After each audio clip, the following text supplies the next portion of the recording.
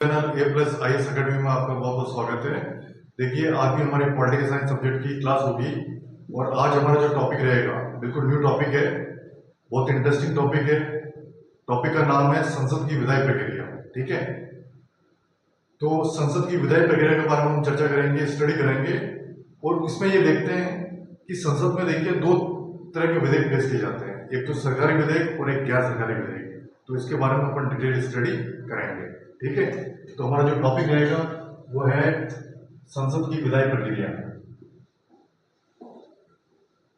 संसद की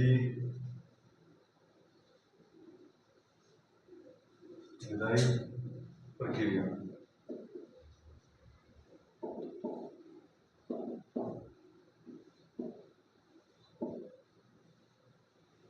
ठीक है, हम स्टार्ट करते हैं संसद की विधायी। इसको इंग्लिश में कहते हैं लेजिस्लेटिव प्रोसीजर ऑफ पार्लियामेंट। ठीक है, इसके बारे में हम स्टडी करेंगे। तो देखिए, इसकी स्टडी भी अपन पॉइंट टू पॉइंट स्टडी होगी, पॉइंट टू पॉइंट स्टडी। ठीक है, तो इसमें जो सबसे पहला पॉइंट है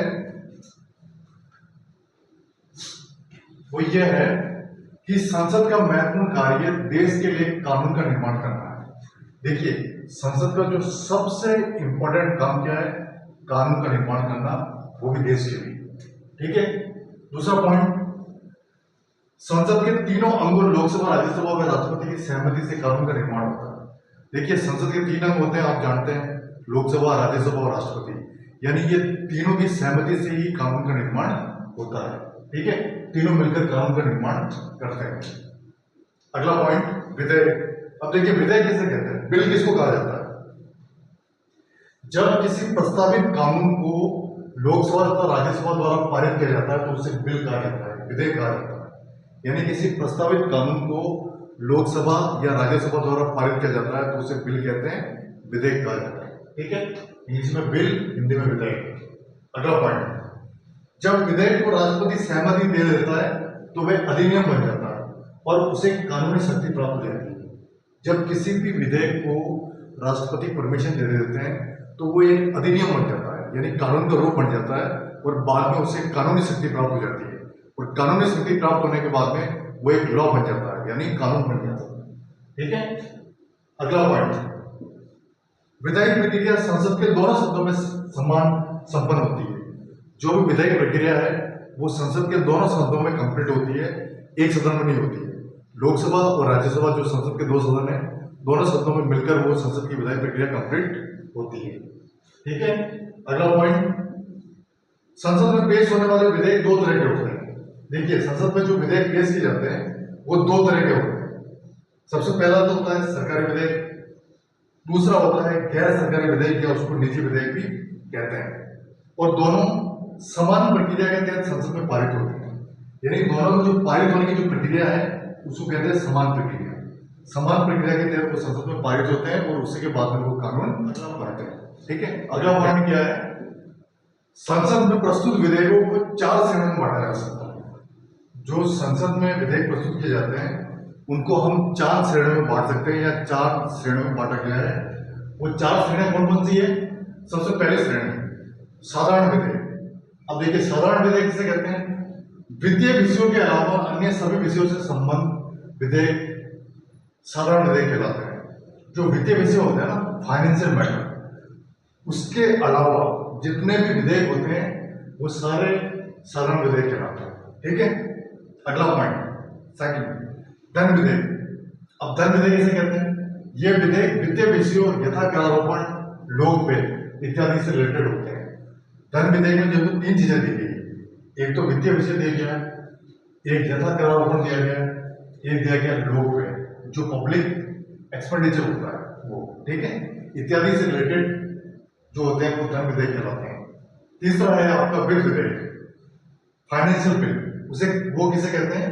ये विधेयक भी वित्तीय विधेयकों से रिलेटेड होते हैं परंतु धन विधेयकों से भिन्न होते हैं। देखिए, ये जो विधेयक होते हैं ये बिल वित्तीय विधेयकों से रिलेटेड होते हैं लेकिन धन विधेयकों से भिन्न होते हैं, धन विधेयकों से अलग होते हैं, यानी बीच में आते हैं।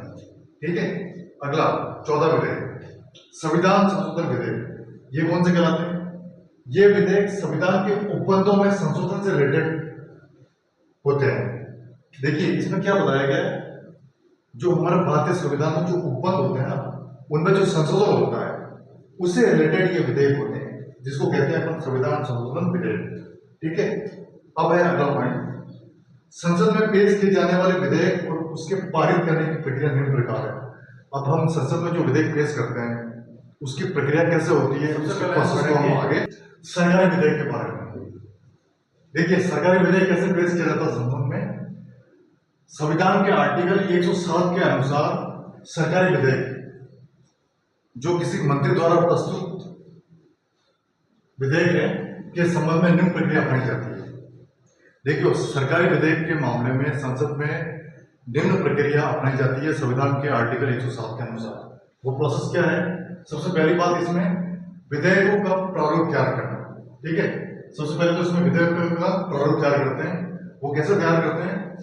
जब सरकार के समक्ष कोई विधेयक प्रस्ताव आता है तब रिलेटेड मंत्रालय उसके राजनीतिक, प्रशासनिक, वित्तीय तथा अन्य परिणामों की जांच करता है। देखिए इसमें तीन बात आई है।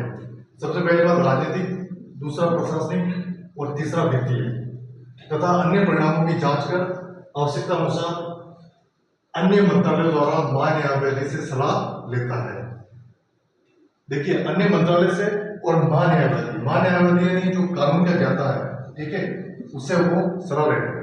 ठीक है, विधेयकों का प्रारूप तैयार करते समय ये बात हमें ध्यान रखनी है। ठीक है, अगली बात, उसके बाद मंत्रिमंडल का अनुमोदन प्राप्त कर प्रस्ताव को विधेयक का रूप देते हैं। यानी मंत्रिमंडल क्या कह रहा है, मंत्रिमंडल में जो शामिल मिनिस्टर होते हैं वो क्या कह रहे हैं, उनका अनुमोदन प्राप्त करके उसके बाद में उसे विधेयक का रूप देते हैं, यानी बिल का रूप बनता है। ठीक है, उस प्रस्ताव का।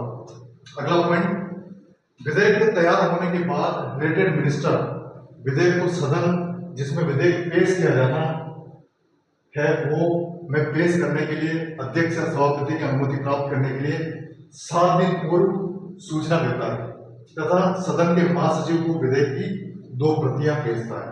देखिए इसमें सबसे इंपॉर्टेंट बात क्या है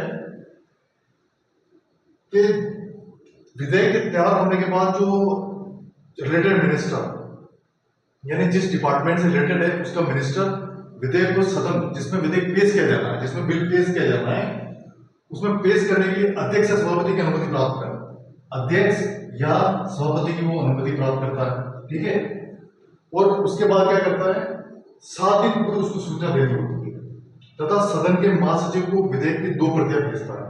सदन का जो महासचिव होता है उसको विधेयक की यानी बिल की 2 प्रतियां भेजता है। ठीक है, अब है अगला पॉइंट, तय तिथि को रिलेटेड मिनिस्टर द्वारा सदन के समक्ष विधेयक प्रस्तुत किया जाता है। जो तिथि उनकी निर्धारित होती है पहले ही, उसी तिथि के दिन सदन में बिल को मिनिस्टर के द्वारा पेश किया जाता है, यानी किसी मंत्री के द्वारा ही पेश किया जाता है। अब देखिए अगला पॉइंट क्या है, वाचन। वाचन का मतलब होता है पढ़ना, किसी भी विधेयक को संसद में पढ़ना। ठीक है, किसी भी विधेयक का सदन में 3 बार वाचन होता है। ठीक है, जो निम्न है, 3 बार वाचन होता है जो निम्न प्रकार से होता है। सबसे पहला है प्रथम वाचन। देखिए प्रथम वाचन क्या होता है, प्रथम वाचन में विधेयक पेश करने वाला मंत्री विधेयक पेश करने के कारणों तथा विधेयक के उद्देश्य के संबंध में बात करता है।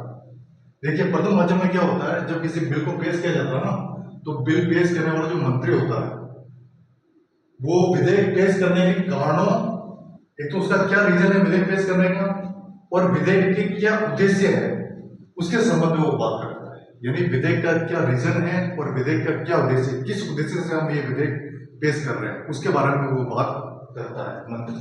ठीक है, अगला पॉइंट द्वितीय वाचन। द्वितीय वाचन में क्या बताया गया है, इसमें विधेयक की विस्तृत व बारीकी से जांच की जाती है। इसमें 2 चरण होते हैं। इसमें क्या होता है, बिल की विस्तृत और बारीकी से जांच की जाती है, बहुत ही माइनर जांच इसमें की जाती है और इसके भी 2 चरण होते हैं। इसमें 2 चरण में ये जो इसकी जांच है वो कंप्लीट होती है। सबसे पहला है प्रथम चरण। प्रथम चरण में क्या होता है, द्वितीय वाचन के प्रथम चरण में विधेयक के अंतर्निहित सिद्धांतों पर विचार किया जाता है।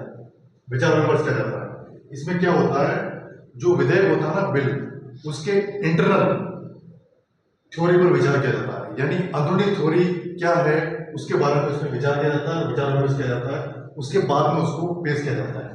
ठीक है। अब है द्वितीय चरण, यानी द्वितीय वाचन का द्वितीय चरण क्या है, परवर संयुक्त समिति, एक समिति होती है जिसका नाम है परवर संयुक्त समिति, ठीक है, द्वारा प्रतिवेदित विधेयक को स्वीकार करने के बाद विधेयक के खंडों में उपखंडों पर विचार एवं आवश्यकता अनुसार संशोधन प्रस्तुत किए जाते हैं। देखिए, इसमें विचार करने के बाद एक समिति होती है, फिर विचार करने के बाद जो विधेयक होता है बिल, उसके ऊपर क्या है, उसके जो खंड और उपखंड होते हैं उसके ऊपर विचार विमर्श किया जाता है। अगर उसमें संशोधन करना पड़े तो उसमें संशोधन भी किया जाता है। ठीक है। तो आज की जो हमारी क्लास हुई है संसद की विधायी प्रक्रिया, यानी लेजिस्लेटिव प्रोसीजर ऑफ पार्लियामेंट, उसमें ये सारा मैंने आपको बताया है। ठीक है। आज की